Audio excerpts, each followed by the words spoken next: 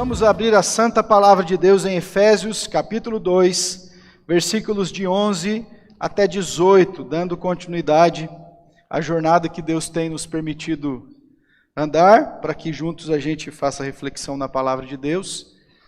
E em seguida, ao término da pregação, a gente vai retornar para cá com as crianças para homenagem aos pais. Também nós vamos ter um tempo de oração pelos nossos pais, que Jesus muito os abençoe e que eles tenham sempre como referência o Pai Celestial, o Pai Eterno. Efésios capítulo 2, versículos de 11 até 18. Tá muito bom o microfone assim, meninos, tá bom? Obrigado. Efésios capítulo 2, versículos 11 a 18. Acharam, irmãos? Amém ou misericórdia? Tem alguém procurando aí ainda? Vamos ler o texto? Diz assim a Santa Escritura: Portanto, lembrai-vos de que outrora, vós, gentios na carne, chamados incircuncisão por aqueles que se intitulam circuncisos na carne, por mãos humanas, naquele tempo, estáveis sem Cristo, separados da comunidade de Israel, e estranhos à aliança da promessa, não tendo esperança, e sem Deus no mundo. Versículo 13. Mas agora, em Cristo Jesus, vós que antes estáveis longe, fostes aproximados pelo sangue de Cristo. Porque Ele é a nossa paz, o qual de ambos fez um, e tendo derribado a parede de separação que estava no meio, a inimizade, aboliu na sua carne a lei dos mandamentos na forma de ordenanças, para que de dois criasse em si mesmo um novo homem, fazendo a paz, e reconciliasse ambos em um só corpo com Deus, por intermédio da cruz, destruindo por ela a inimizade. E vindo, evangelizou paz a vós outros que estáveis longe, e também aos que estavam perto, porque por ele ambos temos acesso ao Pai em um Espírito. Amém? Ore ao Senhor, para que Ele fale a nós mais uma vez, por graça e por misericórdia. Vamos falar com Deus. Senhor, é a Tua palavra, por si só é verdade estabelecida, inabalável e absoluta. Não carece de explicações nossas, mas aprove o Senhor salvar-nos pela loucura da pregação, diz a Tua mesma palavra. Aprove o Senhor escolher a comunicação do Evangelho para alcançar os nossos corações. Então dá-nos deste entendimento, abre a nossa compreensão, para que juntos entendamos o que tens a nos comunicar. O Senhor conhece cada vida, cada coração, cada pessoa que saiu da sua casa e veio a este culto, que não chegou aqui por acaso, mas o Senhor o trouxe. Então comunica a nós, instrui-nos e usa, Senhor, pelo Teu Espírito, a Tua santa verdade sendo esclarecida nas nossas vidas. É isto que oro, em nome de Jesus. Amém. Se existe algo que é em absoluto uma grande marca do pecado, é a separação. O pecado quebra, destrói, separa. A Bíblia dá como uma concepção, uma espécie de sinônimo para o pecado, separação. Isaías vai dizer que o Senhor não está surdo, nem a mão dele está encolhida, mas as nossas iniquidades, isto é, os nossos pecados, fazem separação. Dando microfonia agora aqui, meninos. Não pode elogiar, né? Dando microfonia aqui. Deve ter alguma coisa aberta. Os nossos pecados fazem separação entre nós e o nosso Deus. Repare à sua volta o quanto o pecado destrói, o quanto o pecado separa. Perceba que há uma estratégia de ideologias insanas e reprováveis pela Escritura, todo o tempo tentar separar a gente. Nós nunca fomos tão atacados para sermos separados. A gente percebe a toda volta seres humanos distantes uns dos outros. Uma marca evidente do pecado, fruto da queda, consequência, nós estamos separados. Nós estamos separados de Deus, e quando nos separamos de Deus, separamos uns dos outros. Por isso a Escritura diz que o primeiro grande mandamento é o quê? Amar a Deus, e segundo qual é? Amar o seu semelhante, o próximo como a ti mesmo. Porque na medida que você é reconciliado com Deus, não mais separado, agora aproximado, a consequência natural é que você se aproxime de quem Deus ama, a sua imagem e a sua semelhança. Esta é uma tensão que existe na Escritura, porque o Evangelho vem para romper barreiras de separação. Enquanto o pecado destrói, o Evangelho restaura. Enquanto o pecado separa, o Evangelho acolhe e junta. E o apóstolo Paulo está lidando com uma tensão aqui de separação do pecado. Qual era? Gentios e judeus. E de uma forma muito simples e sucinta para você entender, gentio é todo aquele que não é judeu. Então os judeus tinham aversão a gentios. Não visitavam casas, não faziam refeições juntos, não compartilhavam a vida, tinha uma espécie de ojeriza e até de ódio com alguns segmentos religiosos gentios. E agora o Evangelho chega e salva essa gente, torta dos dois lados, religiosos longe de Deus e gente pagã longe de Deus. O Evangelho traz essas pessoas para junto do Senhor, e que confusão é essa que só Jesus pode resolver? E o apóstolo Paulo está lembrando mais uma vez o passado desses gentios, como eles viviam, dizendo pela santa palavra de Deus que agora eles estão unidos com os irmãos judeus e não são diferentes, mas um só no Senhor, aproximados pelo sangue de Jesus. Por isso que eu intitulei esta nossa reflexão, pode passar por favor, filha, sobre reconciliados com Deus. Cortou um pouquinho ali, gente, mas é reconciliados com Deus e uns com os outros. Vamos juntos? Você consegue? Reconciliados com Deus e uns com os outros. Ninguém pode dizer assim: eu estou maravilhosamente bem com Deus, mas em pé de guerra com todo mundo à minha volta. Você não está bem com Deus. Não está bem com Deus. Quem está bem com Deus, reconciliado com Deus, é um agente da paz, da reconciliação, do amor, da graça, da misericórdia de quem está à volta dele. Então a Escritura está dizendo que nós fomos reconciliados com Deus, e agora, portanto, nós nos reconciliamos uns com os outros. E a primeira coisa, pode colocar aí, que o apóstolo Paulo nos ensina dos versículos 11 até 13. Vamos comigo, irmãos, versículo 11, todos juntos, por favor. Abra sua Bíblia e acompanhe lá. Portanto,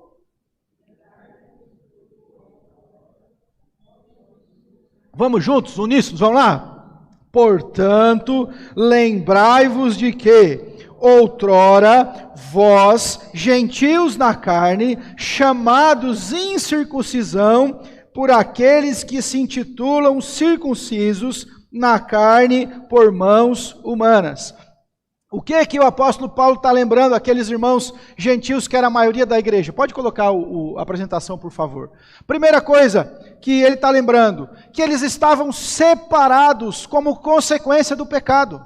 A circuncisão é uma marca que Deus estabeleceu para Abraão e dizer: todo aquele que é circuncidado, isto é, tem um sinal na sua carne, literalmente, este é meu separado. Quem não tem sinal, por sua vez, você entende o quê? Se aquele que tem sinal é de Deus, quem não tem sinal é o quê? Não é de Deus. Então, os israelitas usavam inclusive como xingamento. Quando você lê lá eles lutando contra os filisteus, o que eles falam para os filisteus? Seus incircuncisos. Não usa esse xingamento gospel não, irmão, é só o povo de Israel que usava. Mas eles estão lembrando o quê? Que este povo está fora, separado. E Paulo diz: lembra que os irmãos judeus olhavam para vocês e diziam: vocês estão separados. Não tem sinal visível de vocês, vocês não são da aliança. Um judeu, irmãos queridos, não se relacionava com o gentio. Tinha várias coisas quando você estuda. Era tão grave que, por exemplo, um judeu não podia assistir ao parto de um gentio. Não podia entrar numa casa, era considerado contaminado. Se um judeu casasse com uma gentia, a cultura fazia um funeral para ele, considerando a sua morte. Para dizer, vocês estavam longe e separados. Paulo continua, veja comigo o versículo 12. Primeiro ele fala da separação. E no versículo 12 ele fala de uma falência espiritual que nós vivíamos, os gentios. Vamos comigo, versículo 12. Naquele tempo...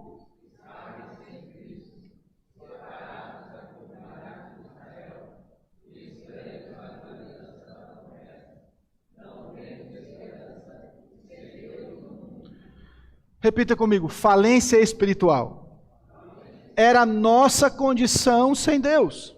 Paulo está dizendo muito claro, lembra o quanto vocês estavam longe do Senhor. E aí, irmãos, ele fala aqui, em frases, em palavras, em colocações que são descritivas, mas negativas neste versículo, para exemplificar a falência espiritual.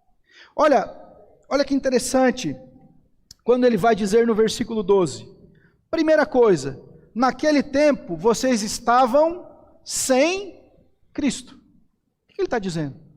Vocês estavam longe do Senhor, longe de Jesus. Sem Jesus, nós estamos perdidos. O Senhor mesmo diz em João 15, uma seguinte afirmação: sem mim, sem Jesus, nós estamos perdidos.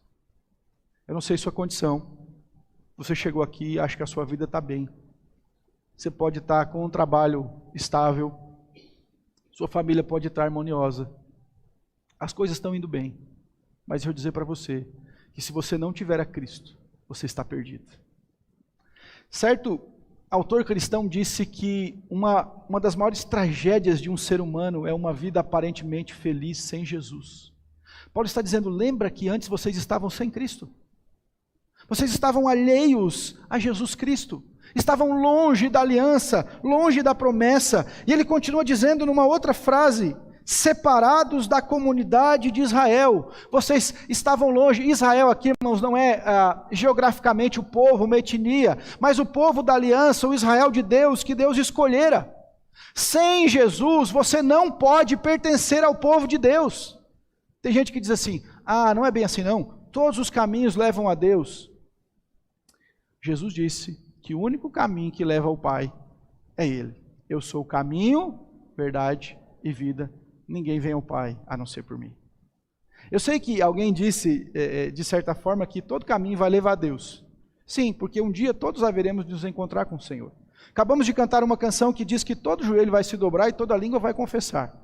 A diferença é como você vai estar diante do Senhor. Escondido no mérito de Cristo ou por caminhos tortuosos que o fizeram chegar lá. Paulo vai dizer, vocês estavam sem Cristo e separados do povo de Deus. Longe da aliança, ainda neste versículo ele diz, estranhos à aliança da promessa, alheios ao que Deus havia prometido, de levantar um só povo, de levantar um povo que o adorasse de fato, de verdade, de vida, vocês estavam lá longe, separados. O texto continua, irmãos, olha só, no versículo 12, o finalzinho, não tendo esperança. Esta é a classificação bíblica para quem não tem a Cristo, para quem está longe de Deus, para quem está longe da promessa de Deus. Não há esperança genuína. A Bíblia diz para nós que a nossa esperança não é uma circunstância, algo que possa nos ocorrer. A nossa esperança é uma pessoa, e ela se chama Jesus Cristo. Ele está dizendo que antes de conhecer Jesus, nós andávamos sem esperança. E talvez você também pense, esse pastor está falando um monte de coisa atravessada hoje, porque eu tenho muita esperança, tenho sonhos, projetos, ideias. A Bíblia não está dizendo sobre essas promessas e esperanças que são falíveis deste mundo. A Bíblia traz um alerta bem profundo. Se a nossa esperança em Cristo se limita apenas a esta vida, nós somos os mais infelizes de todos os homens. A Bíblia está chamando a nossa atenção para uma esperança que transcende este tempo, que não está em tesouros desta vida, em prazeres deste tempo, mas que repousa em Cristo Jesus. Lembra que separados de Deus, pela consequência do pecado, nós não tínhamos esperança viva. Irmão, olhe para o mundo à sua volta, uma esperança falível. Se levanta um novo político, todo mundo corre atrás achando que ele vai mudar, e nós sabemos que o mundo jaz no maligno. Se levanta uma pessoa, uma ocasião, uma circunstância, todo mundo acha que as coisas vão mudar, mas a nossa esperança é no verdadeiro e único Deus, Jesus Cristo, Senhor nosso.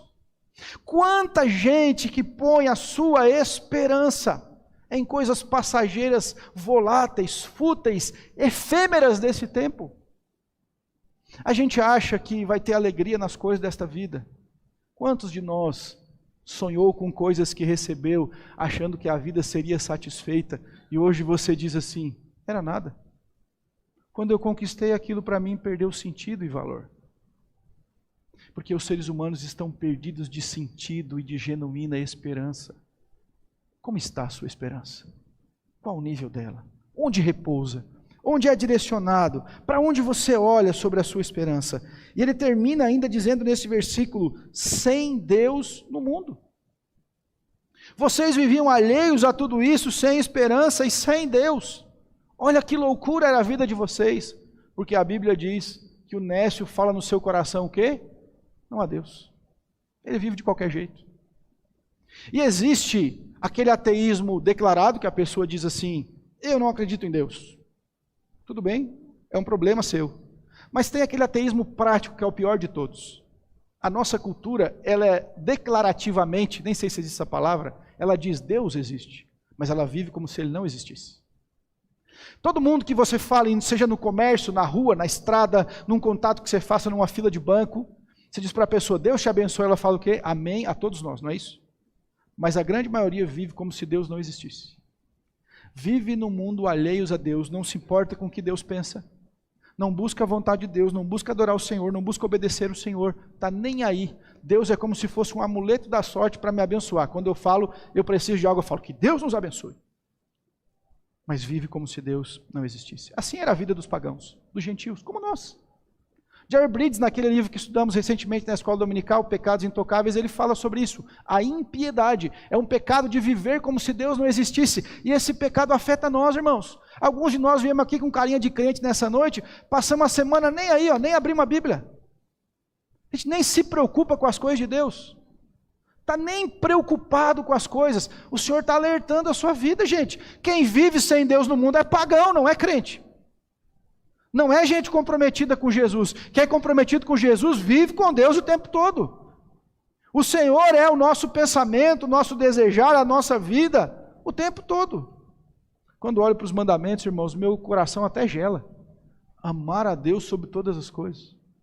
Primeira coisa que a gente faz de manhã, quando abre só um olho assim, ó, está ainda numa fase só, sabe? Já faz o quê? Celular. E aí tem um abismo aqui do capeta, que é o Reels, aí você vai passando um para o outro, e quando vê, você fala, meia hora você está passando o vídeo ali sem sentido. Uma casa caindo, o cara pulando de uma árvore, uma onça que morde não sei o quê, e o seu tempo com Deus foi embora. E aí você fala assim, pastor, eu queria tanto tempo para orar, não consigo. Não, você não tira tempo para orar. Quantas vezes nós lemos a Bíblia na semana que passou? Se Deus é o nosso amor, a Bíblia é a carta de amor. Se Deus é quem nós amamos sobre todas as coisas, a Bíblia é a comunicação dele para nós, concorda, igreja? Sim ou não? Se Deus comunicou a nós, onde está o nosso interesse pelas coisas de Deus? Já pensou, uma menina chega para mim e fala assim, pastor, estou apaixonada por um moço, vamos pensar que nós estamos em 1950, 60, estou apaixonado por um moço de todo o coração, ele também me ama, mandou uma carta, pastor, maravilhosa, veio até perfumada, ninguém mais usa carta hoje, né, gente? Mas eu não abri, pastor. Eu ia dizer, você está maluca, menina? Abra e veja o que ele disse para você. É a mesma coisa, alguém que diz que Deus o ama muito, ele ama a Deus e não abre a palavra de Deus. Não examina a Escritura. Vive no mundo sem Deus. Está nem aí. Ô irmão, que é isso? Nós estamos hoje caindo num modismo, irmãos, num cristianismo nominal. Sabia? É uma praga que a gente jamais imaginou que ia viver. Evangélico não praticante. Essa expressão foi cunhada no mármore do inferno, porque não existe isso na Escritura. Ou você serve a Deus ou não serve. Josué não disse isso para o povo, ó, seguinte, está todo mundo na terrinha aí, cada um pegou o seu pedacinho, fez escritura lá no cartório, ok? Então é o seguinte, ó, decida quem vocês vão servir, porque minha casa, vamos servir o Senhor. Já andamos aqui, passamos deserto, Moisés passou um bocado com vocês, sei como é que é difícil, então é o seguinte, ou vocês escolhem, e eu e minha casa vão servir a Deus. Não tem meio termo, irmão. Então o Senhor está lembrando isso, que essa vida é de gentio, é de gente longe de Deus. Lembra quando Jesus aperta um pouco para nós e dizer assim, ó, ore pelo seu inimigo, ore por quem te persegue, faz o bem para quem te fez mal, porque se você orar só por quem te faz bem, até os gentios fazem estas coisas. Eita, que desafio. Então, a nossa situação era separados de Deus, e aí você olha separado, eu coloquei propositalmente uma imagem de corrente, porque o pecado, ele promete uma liberdade que não pode dar. Ele diz para você que vai te deixar livre, mas ele está te prendendo em amarras cada vez mais.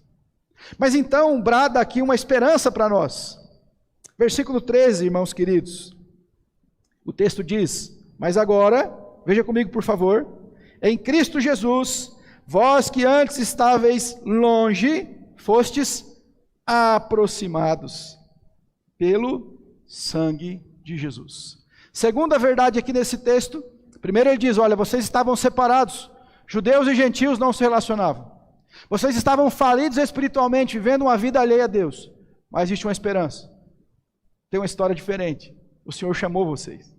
O Senhor aproximou vocês. O Senhor não chamou vocês por mérito.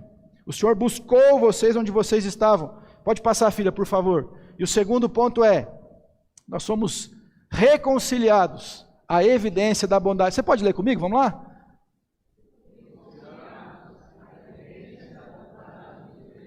Mas agora em Cristo Jesus. Agora, antes não.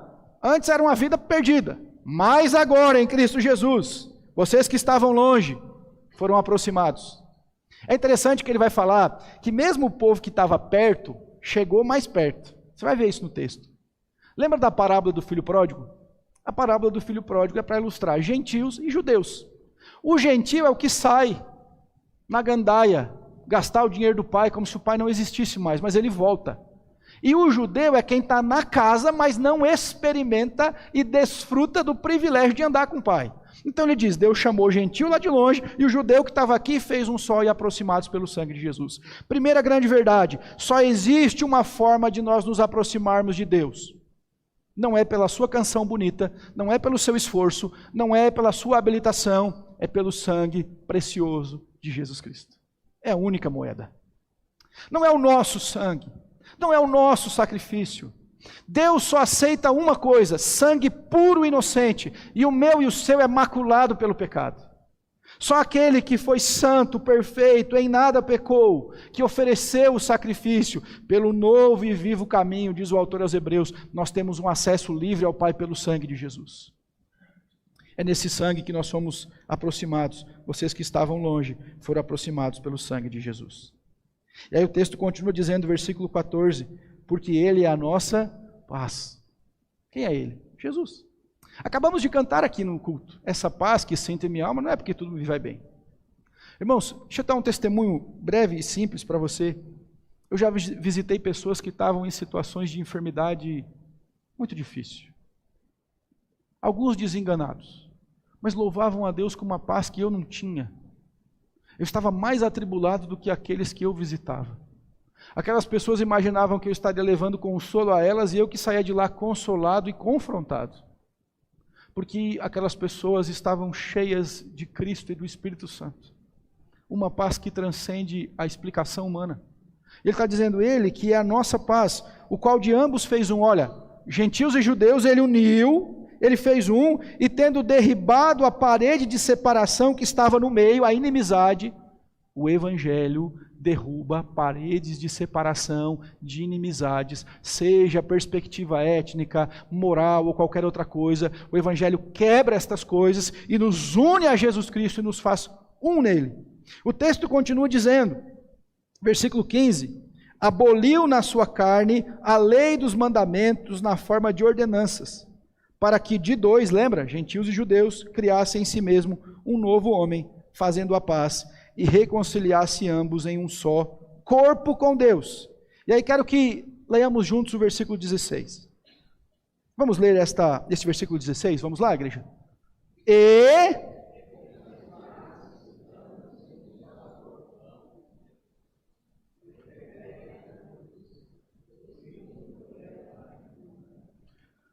Como é que a inimizade foi destruída e derribada? Por intermédio do quê? Olha o texto aí na sua Bíblia. O que derrubou a inimizade que nós tínhamos? A cruz. O que estremeceu e constrangeu a judeus passarem a amar os seus irmãos gentios? A cruz. Apaga um pouquinho essa, eu tinha combinado aqui, mas acho que não deu certo não com a minha equipe. Apaga um pouquinho essa luz aqui de cima para a gente poder olhar para a cruz, um pouquinho, por favor. Estão aí? É daqui, ó, daqui. Olha para a cruz, irmão, como diz aquela canção. Eu olho para a cruz eu vou. Essa aqui não dá para pagar? Agora deu. Está vendo bem a cruz? Sim ou não? Deixa eu pegar aqui o Anderson, que ele não vai brigar comigo depois. Não, pode ficar sentado. Mas o irmão Anderson me fez cara feia.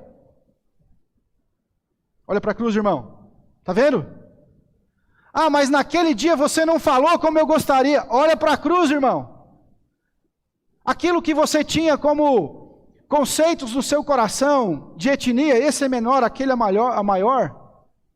Algo que a gente precisa falar muitas vezes. Perspectiva enraizada na cultura, racismo, divisões. E esse tipo de gente daquela localidade, do sul não presta.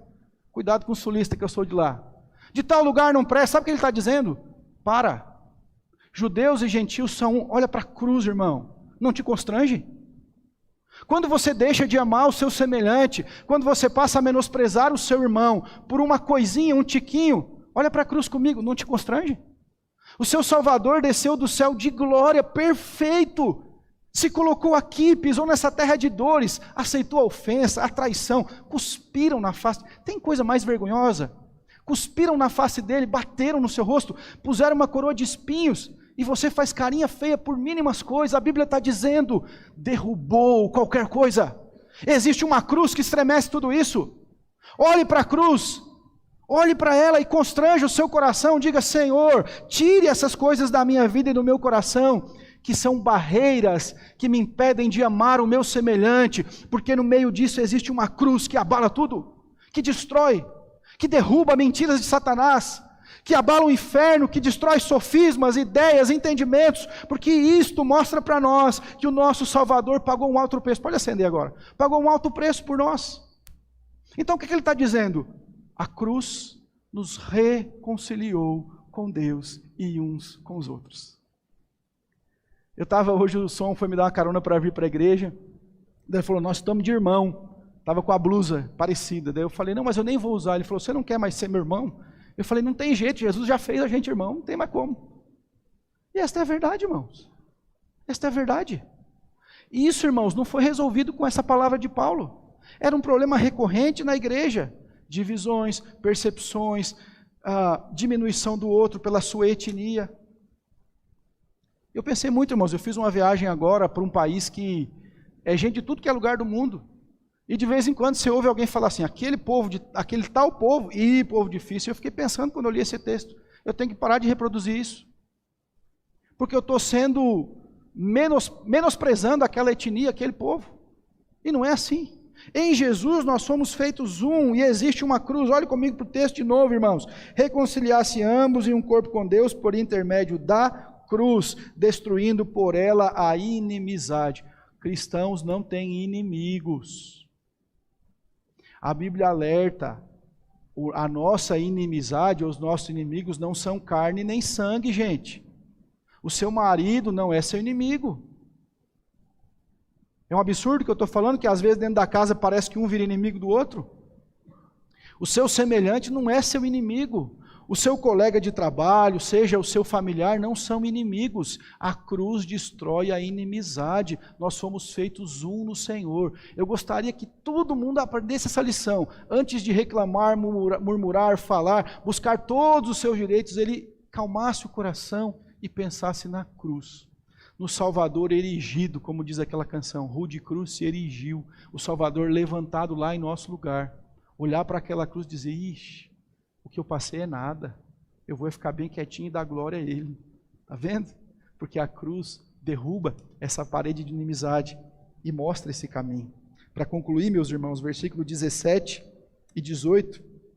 E vindo, evangelizou paz, o evangelho das boas novas, o evangelho da paz. Então no 17. A vós outros que estáveis longe, e paz também aos que estavam perto. Lembra que eu falei? Gente de longe e gente de perto. Os que estavam longe da aliança, os que estavam na aliança, mas ainda não tinham reconhecido Jesus como Senhor. Ele pega estes dois grupos e pelo evangelho derrama sobre eles paz. Versículo 18. Porque por ele ambos temos acesso ao Pai em um Espírito. Nessa reconciliação nós recebemos paz. Eu sei que eu já preguei inúmeras vezes sobre esse tema, porque é muito recorrente para Paulo, ele fala disso várias vezes. Paz, irmãos queridos, não é tranquilidade. Quando você lê o texto, fala assim, agora ele nos deu paz, então eu sou o cara mais sossegado do mundo. Não é isso. Pense em paz como o antônimo, o inverso de guerra. Então, quando alguém fala assim, as duas nações que estavam em guerra fizeram agora um tratado de paz. O que você entende? A guerra cessou, não são mais inimigos declarados, agora eles têm um acordo de paz. É isso que o texto está dizendo. Romanos 5:1 vai dizer que nós, sendo justificados, pois, mediante a fé, nós temos paz com Deus. Por quê? Porque a Bíblia vai dizer, preguei aqui em Efésios recentemente, éramos por natureza filhos da ira. E da ira de quem? De Deus. Não é do diabo, não.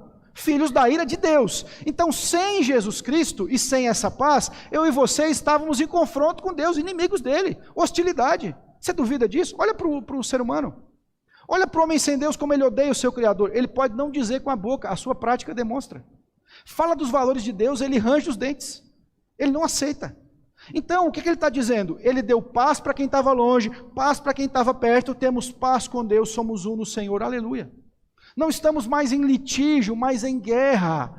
Em Jesus Cristo, a sua vida fica bem com Deus. Você é reconciliado nele, é o que o texto está dizendo para nós. E agora, olha aqui, que bonito como ele fecha. Versículo 18, irmãos. Vamos juntos, 18? Vamos lá. Porque...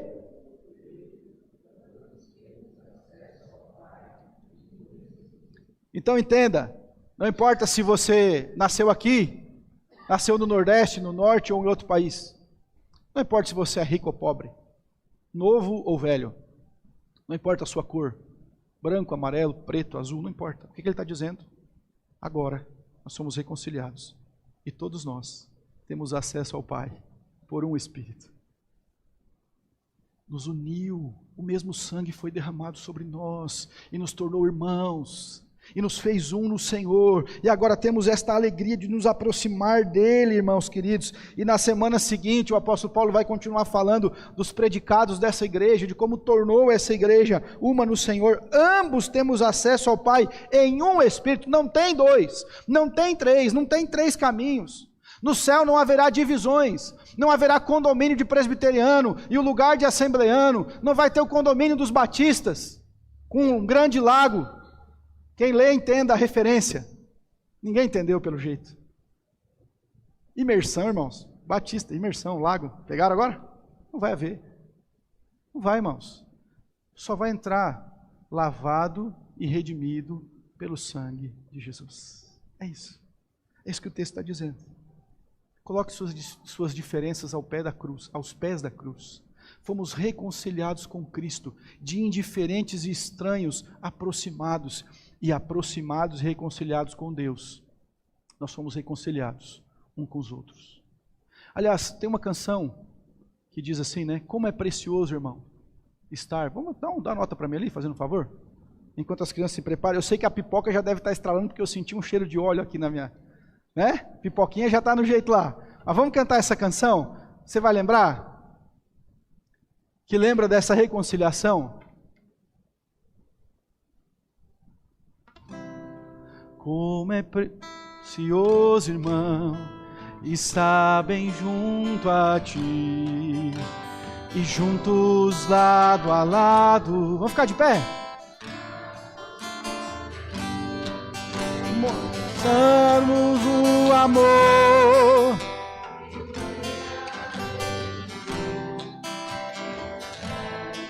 Ó, o sangue que nos aproximou. A aliança do Senhor eu tenho com você. A barreira foi quebrada, a cruz rompeu a inimizade. Eu sou livre para te amar, para te aceitar e para te pedir. Vamos dar as mãos. Eu sou um... Vamos juntar. No amor do nosso Pai, somos um. No amor de Jesus. Eu sou um com você, no amor do nosso Pai. Somos um no amor de Jesus. Só a igreja agora, mas aliança que eu tenho. Fale essa verdade.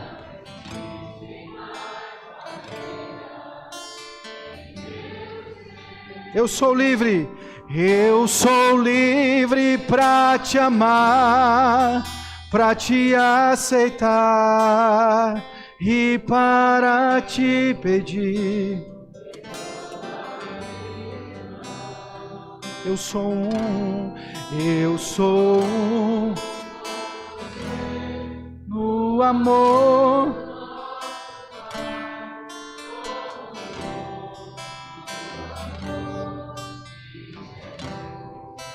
Ó Deus, que essa canção seja verdade para a nossa vida. A Tua palavra acabou de lembrar como éramos distantes do Senhor. Andávamos rebeldes, perdidos, alheios à aliança. Mas o Senhor nos deu uma família. Um dia no céu nós teremos incontáveis irmãos de todas as épocas, que creram na promessa, que confiaram no Salvador. O pecado trouxe separação, o pecado traz desentendimento, o pecado aborrece a gente, estraga os nossos relacionamentos, mas o Senhor veio para dar cabo a isso, para resolver essa questão. Eu te peço, ó Pai, hoje em nome de Jesus, pela Tua santa palavra que ouvimos, que todos nós olhemos para a cruz e enxerguemos o que o Senhor fez por nós. Tira as escamas dos nossos olhos, que o inimigo tem tanto prazer em colocar, que deixemos de ver. Abra os nossos olhos para que contemplemos o que o Senhor fez por nós. Se há algum tipo de obstáculo, de barreira, de parede que temos levantado, oh Deus, quebra agora, derruba. A cruz mostra-nos o caminho, ela já derribou cada parede levantada e nos fez um no Senhor. Derrama amor nessa igreja, Pai. Nós não queremos ser vazios, cantar canções, termos programações. Se não tivermos o amor, seremos como o sino que soa seco, frio, gélido, como metal. Não há sentido para nós. Que a oração de Paulo pela igreja seja nossa. Aumenta o amor, Senhor. Aumenta o amor em nós, uns pelos outros. Aumenta o amor em mim como pastor dessa congregação. Aumenta o amor dos presbíteros, dos diáconos, nas lideranças. Aumenta o amor no povo. O amor de prática, de verdade, não de língua, não de fingimento. Oh Deus querido, judeus e gentios brigavam, porque não compreendiam que o Senhor os fez um. Dá-nos esse entendimento, somos um no Senhor. O mesmo sangue derramado sobre a minha vida, para me trazer redenção e perdão, foi derramado sobre a vida dos meus irmãos, e que haja esse entendimento. Somos feitos da Tua família, chamado de irmãos, habitaremos o mesmo céu, na eternidade para sempre. Dá-nos esse coração, Senhor. Em nome de Cristo, faz-nos um em Ti, faz-nos um no Senhor. Aliança no Senhor eu tenho com você.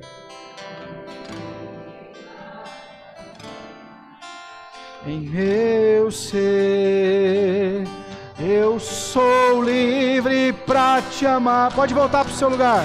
Para te aceitar e para te pedir. Perdoa-me, irmão. Eu sou um com você no amor do nosso Pai. Somos um no amor de Jesus. Eu sou um com você no amor do nosso Pai. Somos um no amor de Jesus. Recebam a bênção, irmãos. Que a graça excelsa e maravilhosa de nosso Senhor e Salvador Jesus o Cristo, que o amor de Deus o Pai, que a santa comunhão que as santas consolações do Santo Espírito de Deus seja com todo o povo do Senhor, agora e para todo sempre. Amém.